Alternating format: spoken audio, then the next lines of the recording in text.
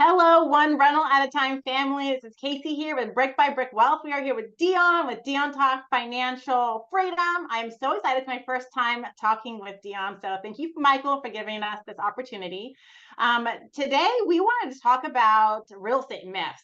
There are so many real estate myths out there, especially when people are just getting started. A lot of them don't start at all because of these myths that they hear. And Dion has put together an amazing list, and I'm like, yes, yes, yes for all of these. So Dion, start us off. Let's talk about the first real estate myth. Okay, I'm excited to do that. I'm glad to be here so we can help cover for Mike while he's off gallivanting. I kind of think I understand what viewers feel when they meet someone like us in person. We met today. It's the first time we've interacted, but I've watched your content, know your story. It's an odd feeling to meet somebody that you kind of know, but you don't. So I like it. Anybody who's met us from our channel, I get it. So when it comes to real estate, there's a lot of myths. And like you said, some of these myths will stop people from starting completely or start them on the wrong path. And the first one that I want to talk about, and I kind of do this out of respect for Charlie Munger, who passed away yesterday. And this is from Charlie and Warren Buffett have been partners for decades. And Warren Buffett often mentions being diversified. And that's a way to protect your wealth. And Charlie clarifies it by saying, you don't diversify to become wealthy. You become wealthy by focusing on one asset class. And then once you're wealthy, then you diversify. So I meet a lot of new investors who are trying an HSA, a retirement account, some crypto, some stocks, some dividend stocks, an index portfolio, some real estate, trying to grow a side hustle business. And they're so spread thin that I don't think anything would ever actually take off. You need to figure out which is that asset class that excites you, that you could focus on, that you have a skill set that matches, and then build that until you become wealthy. And once you are financially free and wealthy, now you can diversify to protect that wealth. Alex Hormozi says something almost similar. If you ever listen to his stuff, he says, do one thing and do one thing great. Don't try and do a bunch of little things here and there, start a business here, start a business there, invest here, do this there, because we are only human. There are no superheroes that are humans, okay? We can really do one thing well at a time. We all have the same 24 hours in the day. Most of us have families, and we have to make food, and we have to do laundry. We got a lot of things going on up here. So how can you do multiple things well and be an expert in all those at once? I think it's virtually impossible. So just like, Charlie Munger is saying, and Alex Hormozi, do one thing and do one thing well. And once you're really good at that one thing, cool. Now use your experience, your expertise, whatever, put that more on the autopilot and learn another thing really well. Same sort of deal with diversification. And then before I get into the second one, sometimes when I mention diversification, people will kind of attack me and say, well, if you're 100% stocks or 100% real estate, you're taking on too much risk. Well, if you're 100% stocks, you probably have a diversified index portfolio. If you're in real estate, I diversify in two different ways. One, all my properties, my goal is to have them more than 10 miles apart. So they're pulling tenants from different sources. And then I keep about 1/3 military, 1/3 Section 8, and 1/3 working or retired. So I've diversified in my one asset class. The second myth, and this is one I love, I actually heard you and Coach Carson talking about this in a video recently, was the small and mighty investor. The myth is that you need a huge portfolio to be financially free. And as a mother, you've been able to spend a lot of time with your kids you don't have hundreds of units. I don't know if your goal is to even have hundreds of units, but I reached financial freedom with 16 rentals and retired last year, made a couple $100,000 in profit. And if your goal is to make millions, yes, you'll probably need a huge portfolio. But if your goal is financial freedom, and for most people, a couple $100,000 coming in that you don't even have to work for, as an active job, can be financially free with a much smaller portfolio than a lot of people think. I think one thing people forget about when they think they're going to they're going to get started investing in rental properties, and okay, here they go, running the numbers. Okay, this house or this whatever only makes $300 a month. They go, that sucks. I'm going to need 100 zillion houses to replace my income. And then I got colleges to pay for and kids' cars to pay for, and then inflation. That's not enough. What people are forgetting about is the magical unicorn called time. Time is so magical because the $300 a month cash flow from that property today is only going to go up every single year, or every time you get a new tenant, when you have rent increases and appreciation. We have 8 properties. Here I am, and I only got 8. Not that I'm stopping, but we're very risk averse. And we put our own money down into things, and we buy one at a time, and we fix everything up ourselves. We have a lot of equity in a lot of these properties. We don't refinance. So it's saving, putting in, saving, putting in. Everyone's got their own strategy. That's what works for us. But our very first property that we bought in 2016, it cash flowed around $400 a month at the time. Now it's $900. Same mortgage payment. I hardly talk to my tenants. That's just one. So as time goes by, my properties are the ones that I have are going to make more and more and more money. That house rent, the rent went from like $10.50 a month. Now it's 15 something. It'll be to 17. It'll be $2,000 a month at one point in the future. It's only going to go up. So yeah, $300 a month in the beginning for your first property, no big deal, right? It's not exciting. But just think about time and how much more your property is going to make you. And your mortgage payment virtually stays the same. Right. And you make a really good point. I'm like you. I like to save a down payment, buy the next property, save a down payment, buy the next property. The person who's chasing bragging rights for unit count or size of portfolio is probably going to be more creative with cash out refinances, home equity lines of credits, 1031s to scale to a bigger, trying to be as creative as possible. All of my deals are from the MLS, all with conventional loans, all where I saved up and put a down payment. I've never done a home equity line of credit. I've never taken out a cash out refinance. I've never sold to 1031. So yes, I have less units. I have the 16 units we're on 7 properties. Since then, I've bought one more duplex. So I have 8 properties, 18 units without recycling capital. So that's one of the kind of big differences between Michael Zuber and Matt the Lumberjack Landlord is, yes, they have 100+ units each. But in the first 10 years, the margin, that cash flow margin is a lot smaller as they're growing the size of their portfolio. The next myth I kind of want to dispel, and this is one that bothers me, comes up often, and I think people are missing out on great deals because they keep thinking that this is a thing, is that 1% rule. Yeah. There's 2 things with it. First, it's outdated. So in 2010, 2011, when there were millions of properties being foreclosed on, and you had to filter through hundreds or thousands of deals in your market to find the best ones, it helped to have a filtering system. Is that the case now? Are there millions of foreclosures happening every month? And are there thousands of deals in your market you need to filter through, right? For most people, that's not the case.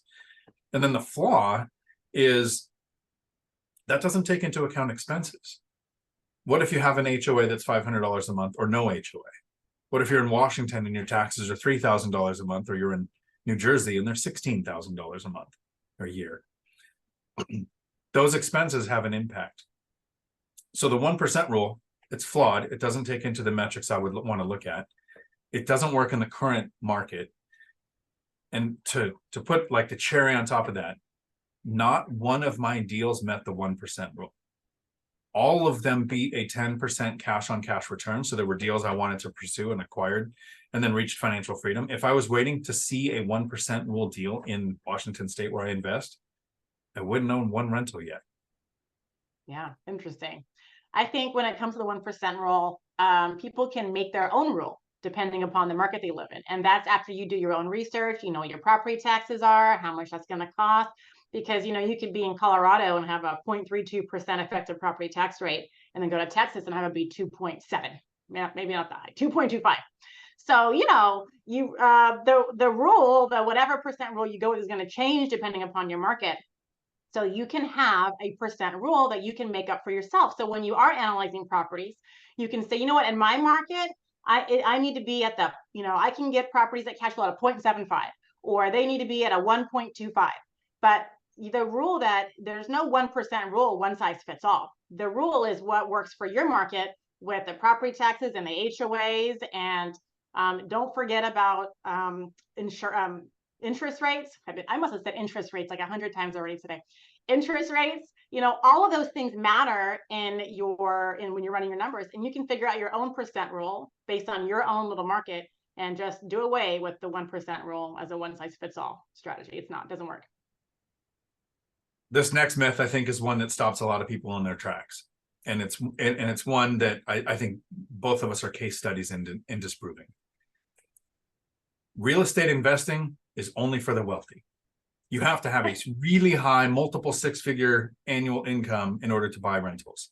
It's My not, first, you mean you don't have to be rich to buy real estate? no, but if you want to be rich, you have to buy real estate.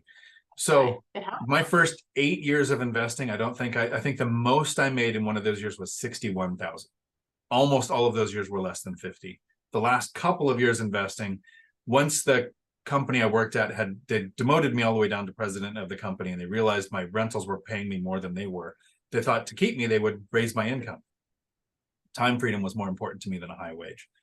But again, if I was waiting for those high wages to invest, I would have lost a decade. Oh yeah, that is the biggest, that I will tell you, that holds people back the most. And I think a lot of that is being scared that you're spending all your pennies on something that is risky and you might lose it. So there is some like, it takes so long to save down payment. And I always preach, if you're looking for a single family that cash flows, you'll be putting all in anywhere from $30,000 to $50,000 if you want something semi-rent ready. So, okay, 30, 50 grand to save up. That's a lot of money for people, and it could take a long time.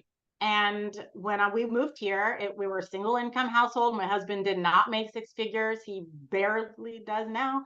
And, so we did all this on less than a six-figure income while having, at the time we had 2 kids, now we have 3. And we managed to buy rental properties. And when we moved here, we've been here 10 years in Memphis. I remember telling him, Blake, I want to buy a rental house. And he's like, well, Casey, we just bought a freaking fixer. So, and you're not working, and well, where are we going to find money for a rental house? And I'm like, dang, so you do what you do, and you don't complain about it. You don't say, I'm going to wait until we make more money. You say, how can I get money now? What can I do to change the situation, instead of blaming external factors or creating excuses? So I started an Etsy shop. I like to do crafts. I'm a girl. So it took me about 2 years, 18 months or so. And I had saved up $20,000 from that, selling $5 items, $5. Okay. Some were 25. The most expensive things I ever sold was $50. And there wasn't tons of those. And that was a lot of time taken to do that, but it's sacrifice, and you do what you have to do. So less than a six-figure income, stay at home mom, we knew nobody here. I had no financial help. No one ever gave us $1. And I started my own little thing to save up 20 grand. It took me 2 years. But you can do it. Where there's a will, there's a way. And you don't need to have a lot of money to start. And that property is the one that now brings us $900 a month in cash flow. Freaking awesome. Yeah, I still have the first investment duplex that I house hacked by moving into. And it was about the same timeline. I had gotten laid off from law enforcement because of the 2008 recession, right? Because when there's a recession, we don't need cops anymore. And I started teaching people how to drive trucks, making $17 an hour. I was a single parent with 3 kids, found out about $89,000 in bad debt I didn't know existed until the divorce. So that was my starting position. And I'm a nerd. So instead of doing something on Etsy, I played online video games, played World of Warcraft, and sold things online to make $300 to $500 a month. Took 2 years of working overtime, side hustle, and saving to get that first duplex. That's kind of the myth that a lot of new investors have, is they think they're just going to start today, own a rental next week, own 3 rentals in 6 months. Both of us, it was almost 2 years to acquire just the first rental. That's the time commitment that is involved. And if you don't do those first 2 years, you don't get the benefits of the 10-year mark either. The last 2 that I want to talk about here, these are ones that kind of irritate people, so I saved them to the end, so that the people that don't like me already left the video earlier. The first one applies to people who want to retire early. Not to people who want to never invest and retire when they're so old they might not be able to enjoy it. But if you want to retire early, I think one of the biggest mistakes and myths out there is that retirement accounts are good. I think they're counterproductive. There's 3 people who get wealthy off of your retirement accounts, and none of them are us, right? No, they're already wealthy people that do. Right. The government's going to make more money in taxes in the future. Yep. Your employer uses it as a retention and recruiting tactic. And the people who manage the accounts make money whether you make money or lose money. You put a time delay on there. It's not paying you cash flow now. I think if your goal is to retire early, so I put the caveat on there, if you work at a company that has a match, I do suggest you do the match, because math says it's free money. But if you're choosing jobs between a company that has a retirement plan and one that doesn't, compare the wages. I've ran several companies, and whenever you want to put together a retirement plan, you lower the wage you're paying so you could take the amount of the match. It's the same compensation. And so I get a lot of hate when I say that, because a lot of people who are investing are also in the financial independence retire early community, where retirement accounts and maxing out and Roth conversions and all of that kind of stuff is language that I don't even want to understand, because I wanted to retire early. And I will say this last thing on this part: if I had money locked up in retirement accounts, I would probably still have to work. Yes, so I'm with you for the most part. So my caveat is, if you don't otherwise plan on investing in anything, do your 401k, do your IRA, you know, don't not invest in anything to keep the cash. Definitely put it somewhere. And if you don't know what to do, just do something, put something in your 401k, you know. When we started investing in rental properties, we stopped contributing to our IRAs. We stopped. And now for my husband's 401k, we do the employer match, and we will reduce his income by his take home by putting it in the 401k for taxes. Because if we make too much money, then we have to spend more, you know, pay more in taxes. So we'll do that. But it's never like, let's max, we're going to save it in a 401k. That's priority. No, priority now is real estate. And we don't do the IRAs. 401k is just at a minimum. It's just, okay, fine. We put some in there. We won't notice. It's never something substantial. And we are not looking to max it out. We would just do it for tax reasons or whatever my CPA says to do. Because if you don't do this, you're going to be paying Uncle Sam tons of money. But I think that it's a huge misconception, and a lot of people are stickler with investing in retirement accounts, and they depend on them for the wrong reasons, just like Social Security. And one of the reasons I held that towards the end of the video is because even when we explain it that way, if you don't invest in anything, have a retirement account. But if you find a better way to get a better return that actually gives you cash flow now, maybe that's the right choice. I still get hate comments. Wow. And then the last one where I get the most attacks is, and I will put a caveat on this as well, there are times it makes sense to have a LLC investing in real estate. If you have partners, an LLC is designed to protect you from someone else's mistakes. If you are using lending that requires an LLC, hard money, DSCR, asset-based lending, sure, have an LLC. But I see a lot of brand new investors who don't even have a rental yet ask a question in the Choose FI community or the Bigger Pockets forums, and a bunch of people jump in who don't own rentals that say you want an LLC for every property, you need it for tax benefits, you need it for asset protection, and none of that happens from having an LLC.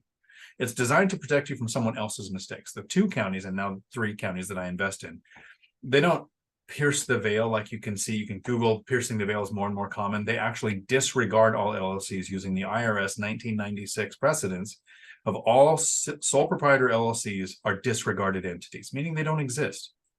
So there's no asset protection. There's no tax benefits, literally quoting the 1996 IRS decision that they're all disregarded entities, meaning it has no effect on your taxes whatsoever. So I'll say, for the times that it makes sense to have an LLC, sure. Or if you have dozens of rentals and you want to sleep better by putting them in LLCs and you have the cash flow to waste on that, go for it.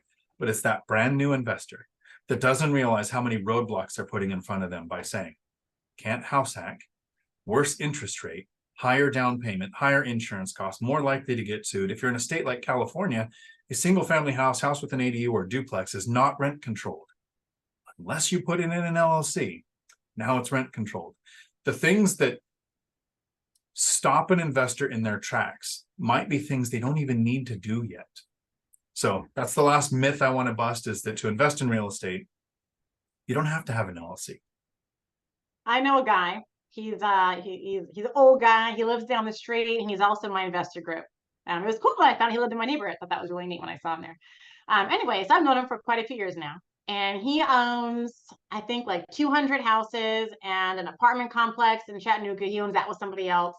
And he's like, yeah, I don't have an LLC. I'm like, you don't? You know?